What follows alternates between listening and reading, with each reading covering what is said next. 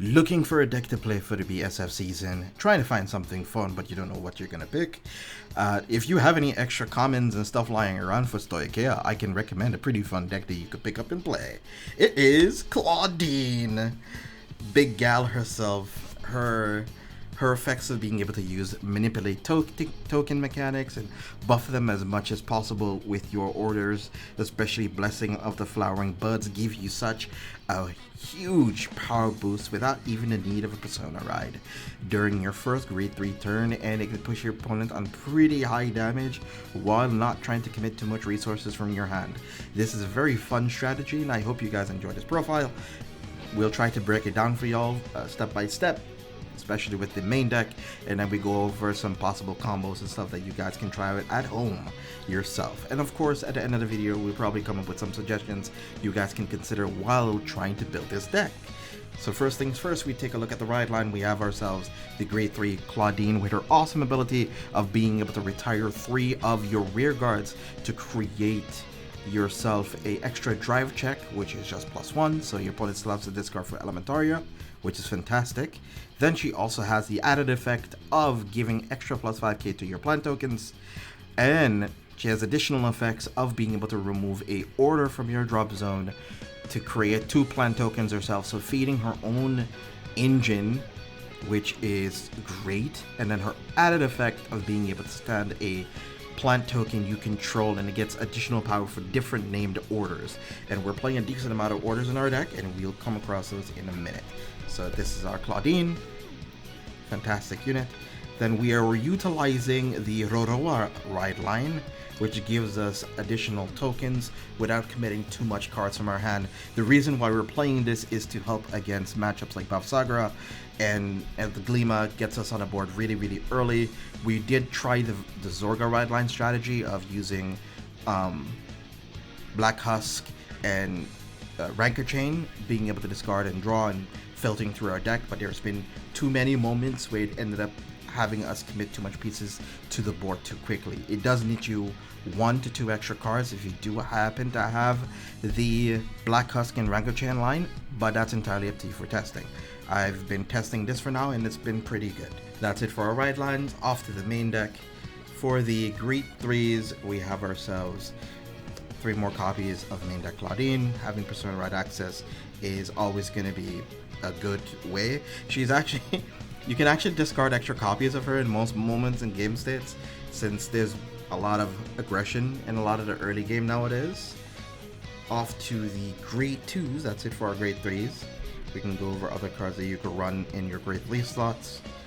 Then we have here 2 copies of Morpho, grade 2, which gets you a Blitz order out of deck, or it gets a chance of being able to find any order out of your deck, allowing you to find any of the orders that you need for your combat for next turn. And then we are running 3 copies of Flame Leaf Chaotic Dance, grade 2 from the previous collection. We're running this as a 3 of, but you can opt to run more copies of it in your versions of the list. This suite here is probably the most expensive part of the deck, to be honest. The only ones that I feel that it's pretty important to run is at least 3 to 4 copies of this, because her skill of being able to on place call a token is fantastic. It's been used in multiple variations of different decks. An added effect of giving extra +5k power to any of the cards that you call this turn is so good. And especially since you've been calling a whole lot of tokens, you get extra powers on them, so you get +10k to your board with a combination of your Vanguard's ability. Okay, here we go, continuing the line. Other staples that you're going to be definitely playing with include of DBT05 release, we have Fanatic Garlic. This card is such a good include into this deck. It gives you a lot of very good early game pressure, giving +5k per token that you control, and also restanding when a token you control restands. It's phenomenal as a card. It's common as well, so you know, picking it up is not going to be too difficult. Here we have Mushrooms, the staple that's being run almost all over Stoichea at the moment. especially most of Night Rose, but his deck utilizes very well.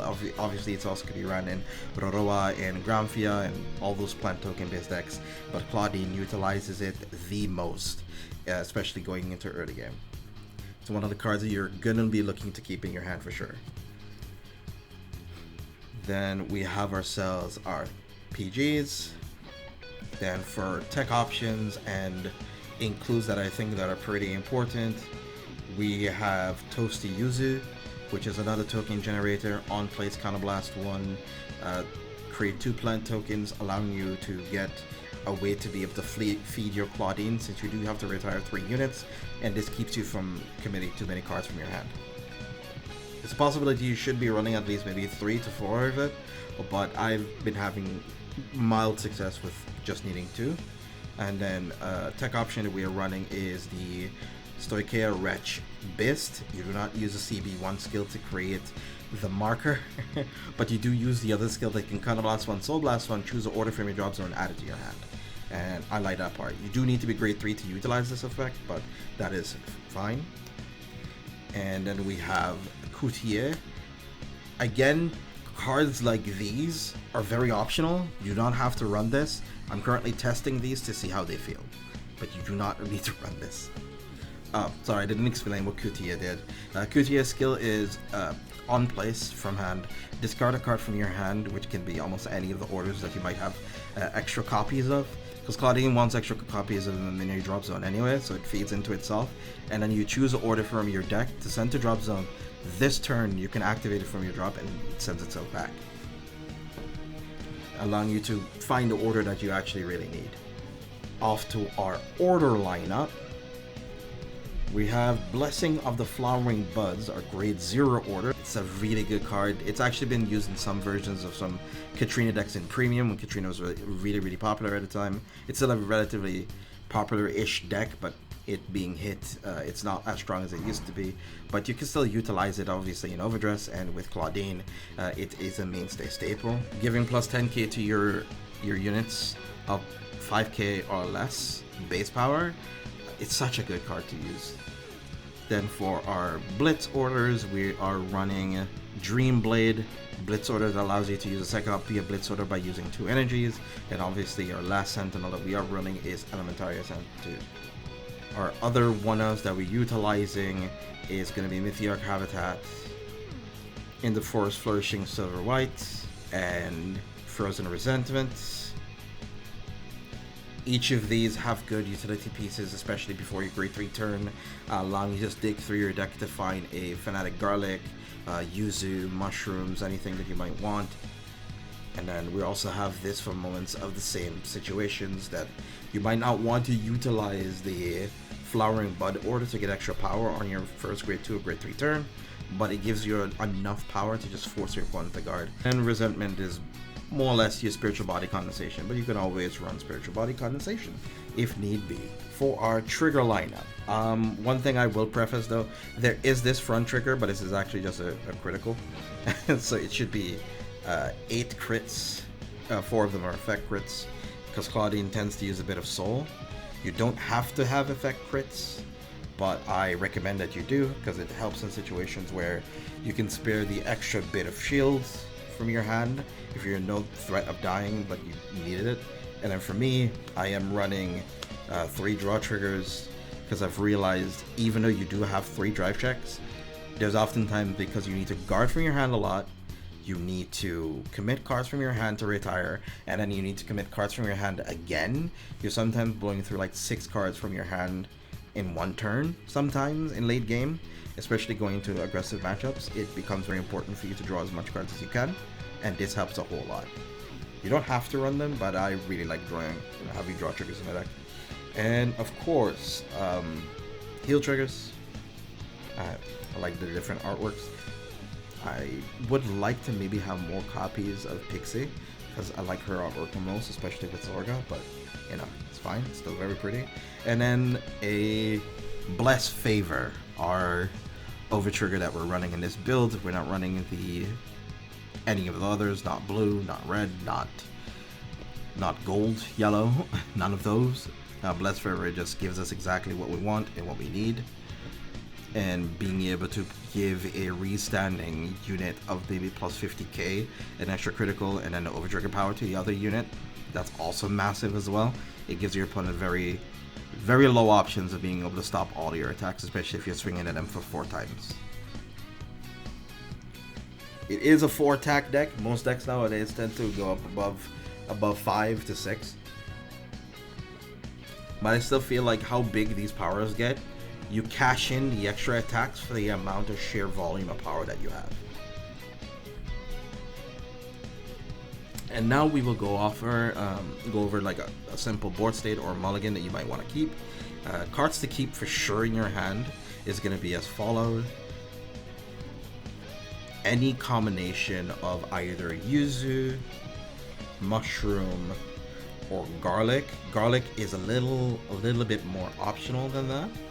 Any combination of these 4 cards. You would also think that you would want to keep a copy of Blessings of the Flowering Bud as well, which is one of your orders, but is a way lower priority. So for me, my highest priority is actually having a mushroom in hand. Mushrooms going first or second allows you to put a lot of extra aggressive pressure on the board, but if you go second, it's important that you see Fanatic Garlic to keep in your hand, because going second allows you to swing with a 10k column, and because of Garlic's effect, he gets an extra 10k of you having 2 tokens, plus the 13 that he has with boost, because the 5k token and the 8k booster, you're swinging for 23 into a grade 1 potentially, especially on your first grade 3, especially your first grade 1 turn going first. And going second, it's way more devastating, because then you can incorporate this grade 2, especially if you have the Counterblast for it, because your opponent usually does tend to swing into you. You can Counterblast 1, give your board a bit of extra power, a combination of any tokens that you made, especially off of the Roroa ride line.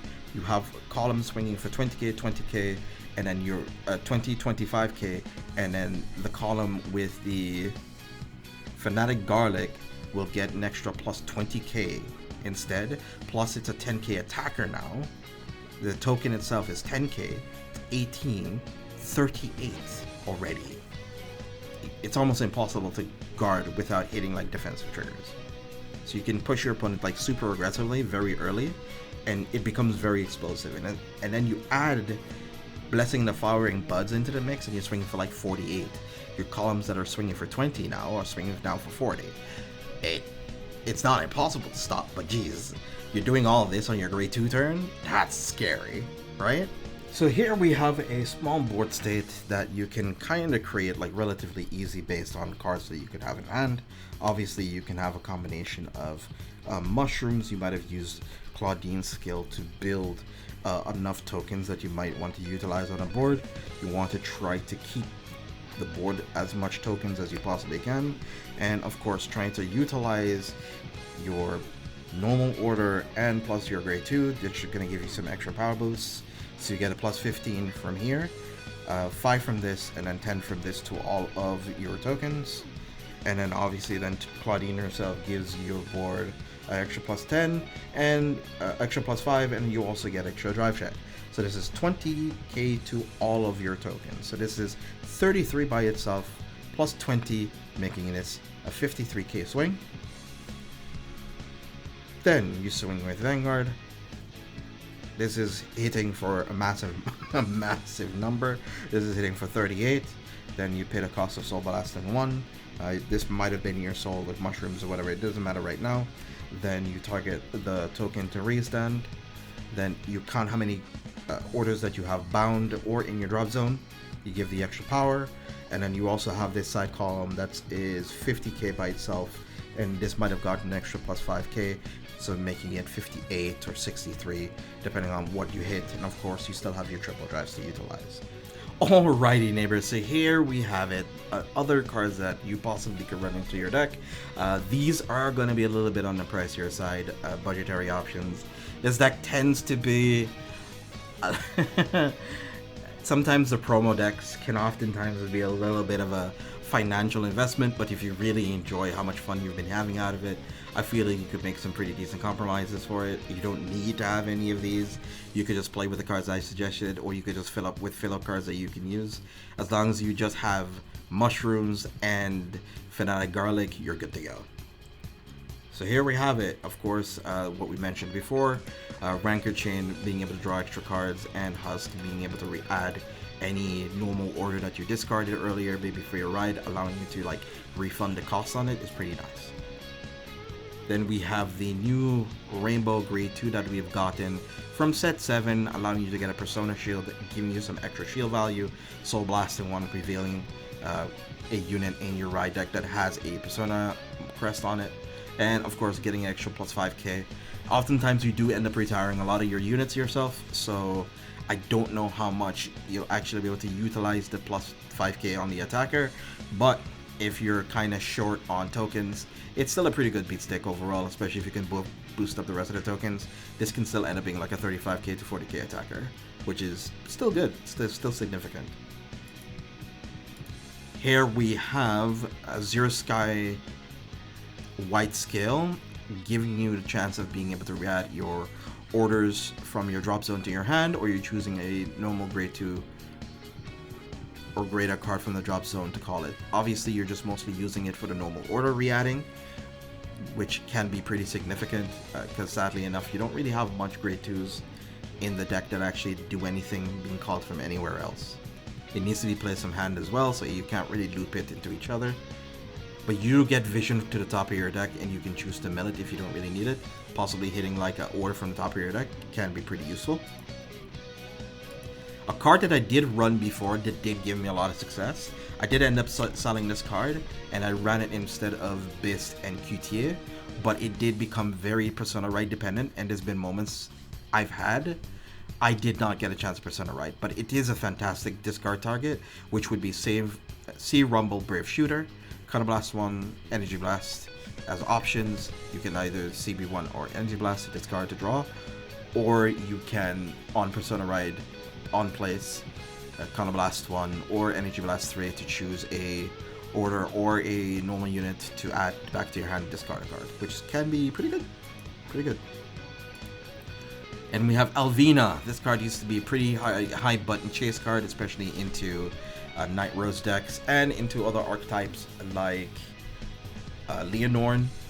But now it is still, I still feel like a pretty good card, because this can target your mushrooms. It can still target a order card from your drop zone, so it gets you Flowering Buds back, and plus it's a retire target that you could probably utilize. So trust me, this card is pretty decent, especially it can get you back your garlics that you might be playing into a matchup that can retire your garlics, because depending on the matchup it can be pretty important for you. And if you don't happen to find Alvinas, you can end up going for Performing Pedal Diantha, which also kinda does the same thing, but it can only target grade 3 or less, and you do need to be grade 3 or greater to be able to use it. So you can literally only use it on your grade 3 turn, but I think that can be worth it in certain stages of the game. And if you want to have more ways of getting more token value out on board, sadly enough, Rosarian Fairy only works with Granfia and Leonor for the extra power, but if you want to use it to just create more tokens, it is an option for you. Again, a lot of these are not the cheapest, because most of these are triple rares, sadly, but you don't have to use them if you don't need to. And with orders that you could possibly consider using, these are going to be Regalis pieces, but these are some of the options that you can run. Brace the Angel Ladder protects your tokens and only allows you to retire them if you need them, and plus it gives you Vanguard, extra plus 5k. Especially you can attack on boosted for 3 drive checks, which gives you a higher chance of forcing your opponent to commit more shield to your attack, because sometimes just guarding for like 15k shield, making themselves 28 and you 13, especially if you're trying to hit bigger side columns, can be pretty exhausting. Caliburn to draw extra cards can be pretty nice, or you can get it for counter charge, especially if you want to try to keep yourself low on damage. It can be pretty useful. Putting itself to soul also does feed into it, and I really like the fact that Bracing Angel Ladder and Caliburn gives you a way to get your extra soul again. Here we're talking about discard fodder. I think Protection Twin Cast gives you that in spades.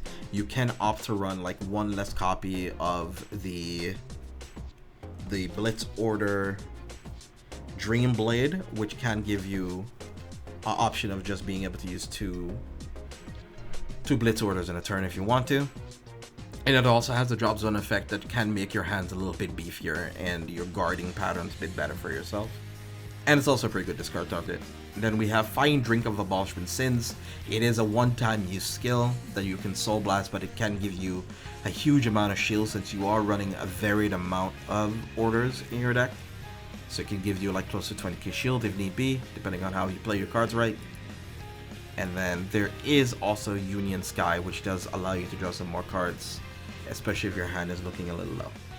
And there we have it, friends. If you're looking for a relatively competitive deck with a very explosive start and also a pretty explosive finish, Claudine could be the deck for you. It is fun, it's high octane, and it could be something that you might want to bring to your BSF or your local tournaments.